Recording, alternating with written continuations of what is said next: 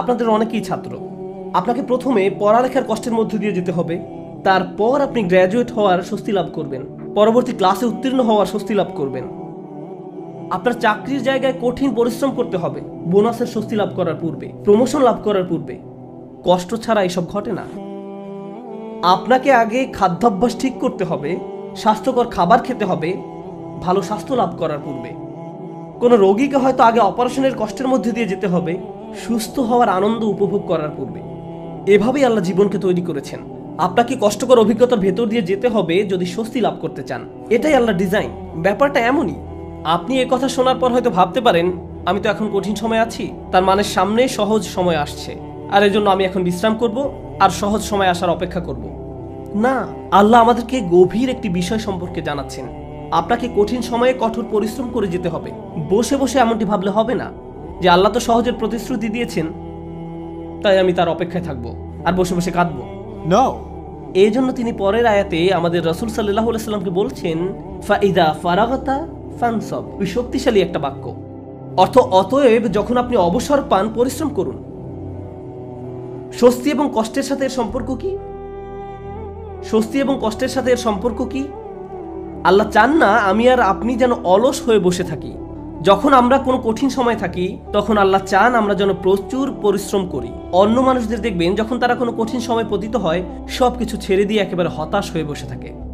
তারা নিরাশ হয়ে পড়ে, উদ্বিগ্ন হয়ে পড়ে, সবকিছু বাদ দিতে শুরু করে। কিন্তু বিশ্বাসীদের বেলায় যখন তুমি কঠিন কোনো পরিস্থিতিতে পড়ো তখন তুমি অবসর পেলেই নিজেকে কঠোর পরিশ্রমে নিয়োজিত করো, নিজেকে কাজে লাগাও, উৎপাদনক্ষম বানাও। উলামারা এই আয়াত নিয়ে প্রচুর মন্তব্য করেছেন। যখন দাওয়ার কাজ থেকে অবসর পান তখন নিজেকে ইবাদতের কঠোর পরিশ্রমে নিয়োজিত করুন। ইবাদত থেকে অবসর পাওয়ার পর দাওয়ার কাজে আত্মনিয়োগ করুন। রাসূলুল্লাহ সাল্লাল্লাহু আলাইহি সাল্লামকে বলা হচ্ছে এক কাজ থেকে অবসর পাওয়ার পরে অন্য কাজে নিজেকে ব্যস্ত রাখুন। আমার আর আপনার জন্য প্রশ্ন হলো, কত সময় আমরা অপচয় করি এমনটা ভেবে যে জীবন কত দুর্বিষহ।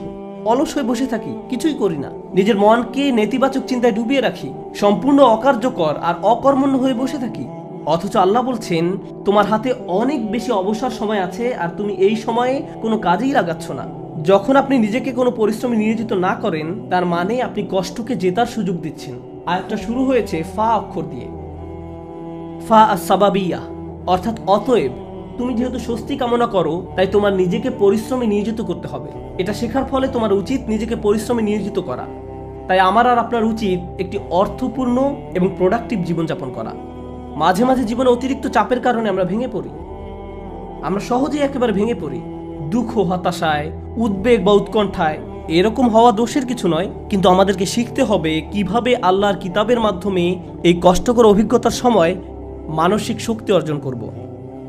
রাসূলুল্লাহ সাল্লাল্লাহু আলাইহি সাল্লাম যেসব কাজে নিজেকে ব্যস্ত রাখতেন তা ছিল দুই রকমের। এটা মনে রাখতে চেষ্টা করুন। দুই ধরনের কাজ আছে যা আপনাকে ব্যস্ত রাখতে পারে। আমি আপনাদের জন্য তৃতীয় আরেকটি যুক্ত করব। রাসূলুল্লাহ সাল্লাল্লাহু আলাইহি সাল্লাম হয় এমন কোনো কাজে নিজেকে ব্যস্ত রাখতেন যাতে আল্লাহকে খুশি করত, অথবা তিনি এমন কোনো কাজে ব্যস্ত থাকতেন যা আল্লাহর কোনো সৃষ্টির উপকার করত। তিনি হয় শুধু আল্লাহর জন্য কিছু করতেন, নামাজ পড়া, জিকির করা, এই কাজগুলো ছিল শুধু আল্লাহর জন্য, অথবা তিনি কাউকে সাহায্য করতেন, তিনি কাউকে পথ দেখাতেন, শিক্ষা দিতেন, এমনকি তিনি মানুষকে জীবিকা উপার্জনের জন্য সাহায্য করতেন। এভাবে তিনি অন্য মানুষদের সব ধরনের সাহায্য করতেন। এখন আপনি নিজেকে প্রশ্ন করুন, এই দুই ধরনের কাজের কোনটি আপনি করছেন? আমি কি এমন কিছু করছি যা আল্লাহকে খুশি করছে, বা আমি কি এমন কিছু করছি যা কারো জীবনে স্বস্তি নিয়ে আসছে? মূলত আল্লাহ অন্য একটি সূরায় রাসূলুল্লাহ সাল্লাল্লাহু আলাইহি সাল্লামকে এই কাজগুলো সম্পর্কে বলেছেন, ফাআম্মাল ইয়াতীমা ফালা তাকহার ওয়া আম্মাস সাইলা ফালা তানহার ওয়া আম্মা বিনি'মাতি রাব্বিকা ফাহাদ্দিস। সুতরাং আপনি এতিমদের প্রতি কঠোর হবেন না, আর ভিক্ষুককে আপনি ধমক দিবেন না। কিন্তু আপনি যখন অতিরিক্ত চিন্তা করতে থাকবেন নিজের সমস্যাগুলো কতটা খারাপ, জীবনটা কেমন দুর্বিষহ, কিভাবে সবকিছু তার গতিপথ হারিয়ে ফেলছে, কোনো কিছুই কোনোদিন ঠিক হবে না, তাহলে নিজের মাঝে আপনি অতিরিক্ত ডুবে আছেন। আপনি নিজেকে নিয়েই পড়ে আছেন। এভাবে নিজেকে নিয়ে পড়ে থাকলে আল্লাহর সাহায্য আসে না। এভাবে আল্লাহর সাহায্য আসে না। আল্লাহ বলেন ওয়া ইলা রাব্বিকা ফারগাব, এবং আপনার পালনকর্তার প্রতি মনোনিবেশ করুন। আমি আর আপনি যে সমস্যাগুলোর মাঝে দিন পার করছি আজ সেগুলোকে অনেক বেশি, অনেক বড় বলে মনে হয়। সমস্যা ছাড়া আর কিছু নিয়ে আমরা ভাবতে পারি না, কিন্তু একটু সামনে এগিয়ে চিন্তা করলে বুঝবেন আমরা সবাই একটা গন্তব্যের উদ্দেশ্যে ছুটছি, আর সেই গন্তব্যটি হলো আল্লাহর সাক্ষাৎ। ওয়া আন্না ইলা রাব্বিকাল মুনতাহা। যদি এই ব্যাপারটা ভুলে যান যে আপনি একটি রেলগাড়ির ভিতরে আছেন, বুঝতে পারেন বা না পারেন আপনি আল্লাহর দিকে ছুটে চলছেন, আপনি কিন্তু নিশ্চলভাবে দাঁড়ানো অবস্থায় নেই। আপনার সমস্যাটি জীবন থামিয়ে দেয়নি, জীবন এখনো এগিয়ে চলছে। আমার আপনার আল্লাহর সাথে দেখা হবেই। আপনি যখন বুঝবেন আমি যাই করি না কেন এই ভ্রমণ থামানোর কোনো উপায় নেই, তখন আপনার পক্ষে নিজের গন্তব্যের প্রতি মনোনিবেশ করা অনেক সহজ হবে। এই মুহূর্তে আমি যে এলাকা অতিক্রম করছি, যে সমস্যাপূর্ণ এলাকা অতিক্রম করছি, একসময় এটা পার হয়ে যাবে, কারণ এটা আমার গন্তব্য নয়। আমার গন্তব্য হলো আল্লাহ আজ্জা ওয়া জাল্লা। এভাবে নিজের মাথায় একটা চিত্র তৈরি করুন। মনে করুন একটি পথ দিয়ে কোথাও যাচ্ছেন, আর পথিমধ্যে কোনো জায়গায় প্রচন্ড দুর্গন্ধ নাকে এসে লাগলো। যদি চলতে থাকেন গন্ধটা একসময় চলে যাবে, এটা সব সময় আপনার সাথে থাকবে না। চলতে থাকলে একসময় ভালো একটা জায়গায় এসে উপনীত হবেন। আপনাকে হয়তো ভয়ঙ্কর কোনো অঞ্চলও অতিক্রম করতে হতে পারে, আপনি চলতে থাকলে ওই অঞ্চলও পার হয়ে যাবেন। জীবনটা এমনই, আমাদেরকেও এভাবে জীবনের সমস্যাগুলো অতিক্রম করে যেতে হবে। আর আল্লাহ আজ্জা ওয়া জাল্লা বলছেন, আপনার আমার জীবনের প্রতিটি ভ্রমণেরই একটি উদ্দেশ্য আছে। আমাদের নিজেদের শুধু একটি প্রশ্ন করতে হবে, আমরা কি পরিশ্রম করছি?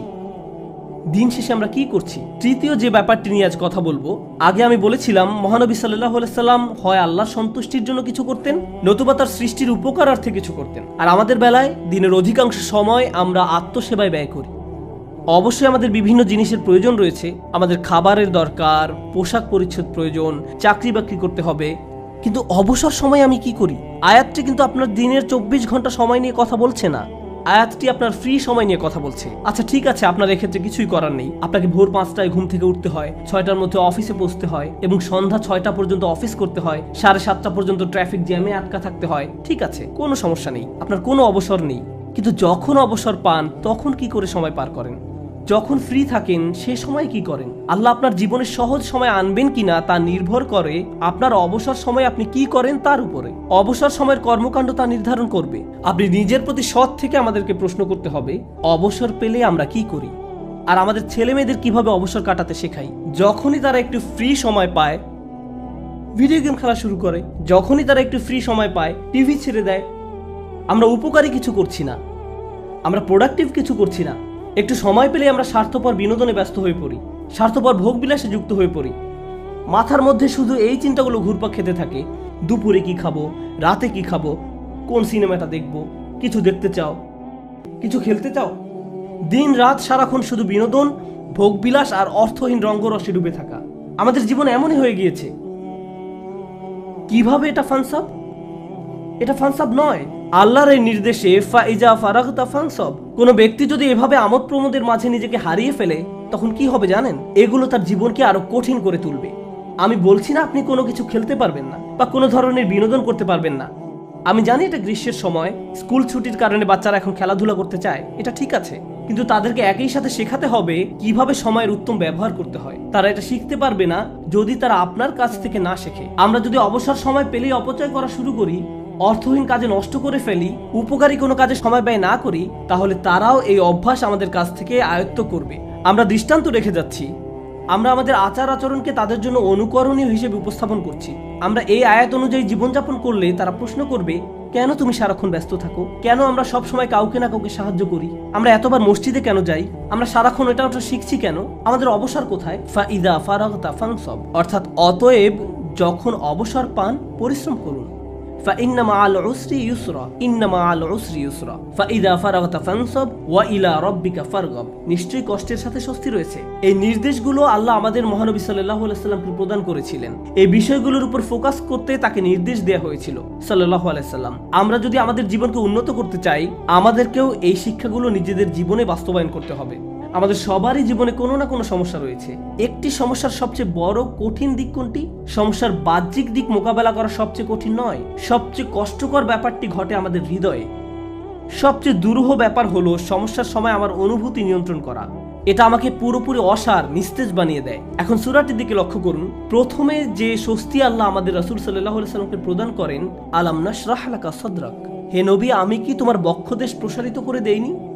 আমি তোমাকে প্রশান্তি দান করেছি। এখন মানুষ যখন শুনতে পায় আল্লাহ সুবহানাহু ওয়া তাআলা মহানবী সাল্লাল্লাহু আলাইহি সাল্লামকে মানসিক প্রশান্তি দান করেছেন, একজন মানুষের জন্য সম্ভাব্য সবচেয়ে যাতনাদায়ক সময়েও তিনি মানসিক দিক থেকে প্রশান্তিতে ছিলেন। ফাইদা ফারাগতা ফানসাব ওয়া ইলা রাব্বিকা ফারগাব। অতএব যখন অবসর পান পরিশ্রম করুন এবং আপনার পালনকর্তার প্রতি মনোনিবেশ করুন। আমরা যদি এই কাজটি করতে পারি তাহলে আশেপাশের মানুষ আমাদের সম্পর্কে যাই বলুক না কেন এতে কিছুই যায় আসে না।